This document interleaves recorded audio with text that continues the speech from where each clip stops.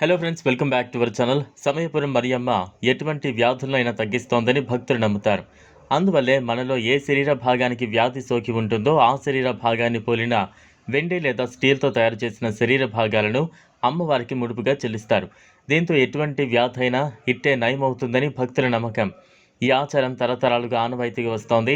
అమ్మవారిని మహాకాళి లేదా దుర్గాదేవి ప్రతిరూపంగా కొలుస్తారు. ఈ తిరుచిరాపల్లికి సమీపంలో ఉన్న సమయపురంలో సమయపురం మరియమ్మ దేవాలయం ఉంది. ఈమెను మహాకాళి లేదా దుర్గాదేవి ప్రతిరూపంగా కొలుస్తారు. ఈ విగ్రహాన్ని ఇసుక, బంకమట్టిని వినియోగించి రూపొందించారు. అందువల్లే ఇక్కడి ప్రధాన దేవతకు అభిషేకం ఉండదు. అయితే ఆ దేవతను పోలిన చిన్న రాతి విగ్రహం ప్రధాన దేవత ముందు ఉంటుంది. ఈ విగ్రహానికి అభిషేకం చేస్తారు. సమయపురం మరియమ్మ ఎటువంటి వ్యాధులైనా తగ్గిస్తోందని నమ్ముతారు.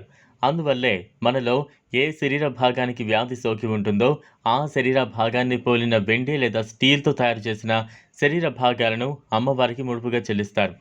దీంతో ఎటువంటి వ్యాధి అయినా ఇట్టే నయమవుతుందని భక్తుల నమ్మకం. ఈ ఆచారం తరతరాలుగా ఆనవాయితీగా వస్తోంది. అదేవిధంగా భక్తులు మావిలక్కు అనే తీపి పదార్థాన్ని నైవేద్యంగా పెడతారు. ఇది బెల్లం, బియ్యం పిండి, నెయ్యితో తయారు చేసిన తీపి వంటకం అందిస్తారు. మరికొంతమంది భక్తులు దేవతకు ఉప్పును కూడా ముడుపుగా అందిస్తారు. ఈ ఆలయం ప్రతి ఆది, మంగళ, శుక్రవారాల్లో లక్షల మంది భక్తులతో కిటకిటలాడుతూ ఉంటుంది. తమిళనాడులోని పళని తర్వాత అత్యంత సంపన్న ఆలయం సమయపురంలోని మరి ఎంతమంది ఈ ఆలయానికి వస్తుంటారో అర్థం చేసుకోవచ్చు. ఈ ఆలయానికి సంబంధించిన చరిత్ర అస్పష్టంగా ఉంటుంది. అయితే ప్రస్తుతం లభిస్తున్న ఆధారాలు అనుసరించి సమయపురం మరియమ్మ ఆలయాన్ని విజయరాయ చక్రవర్తి క్రీస్తు శకం 18వ శతాబ్దంలో నిర్మించినట్లు చెబుతారు. అయితే అంతకు కొన్ని శతాబ్దాల ముందే అమ్మవారి విగ్రహం ఇక్కడ ఉందని స్థానికులు దాన్ని పూజించేవారని తెలుస్తోంది.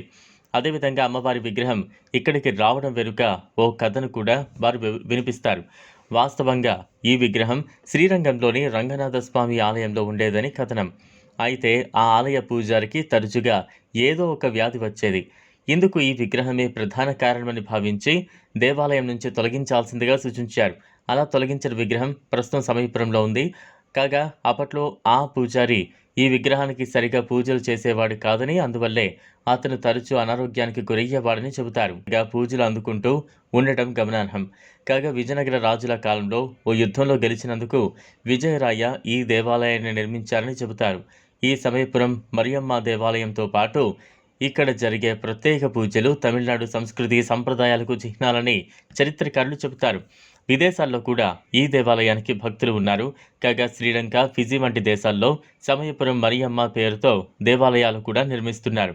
ఈ వీడియో మీకు నచ్చినట్లయితే లైక్ చేయండి, షేర్ చేయండి, ఛానల్ను సబ్స్క్రైబ్ చేసుకోండి. Thanks for watching.